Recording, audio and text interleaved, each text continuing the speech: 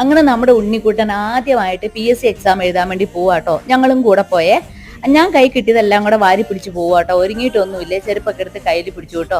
അങ്ങനെ ഇങ്ങനെ കഥയും പറഞ്ഞുകൊണ്ട് പോവുകയാണ്. ആദ്യമായിട്ട് എക്സാം എഴുതുന്നതിന്റെ കുറെ ചരിത്രമൊക്കെ പറഞ്ഞുകൊണ്ടാണ് പോകുന്നത്. പെട്രോൾ പമ്പിൽ കയറി എണ്ണയൊക്കെ അടിച്ച് വഴിക്കുന്നൊരു ചായയൊക്കെ കുടിച്ച് അങ്ങനെ പോയിക്കൊണ്ടിരിക്കും കേട്ടോ. നല്ല ചൂടും വെയിലും ഒക്കെ ആയിരുന്നു. അതുകൊണ്ട് ഞാൻ മുന്നിൽ നിന്ന് ഇറങ്ങി പുറകിലിരുന്നേ. ഒരിക്കലും മുന്നിലിരുന്ന് എൻ്റെ കുണ്ടി പൊള്ളി ഞെട്ടി പോയിട്ടുണ്ടായിരുന്നല്ലോ. അതുകൊണ്ട് അങ്ങനെ ഒരു അനുഭവം ഇനി വേണ്ടാന്ന് വിചാരിച്ചിട്ട് ഞാൻ പുറകിലോട്ടെ ഇരുന്നത്.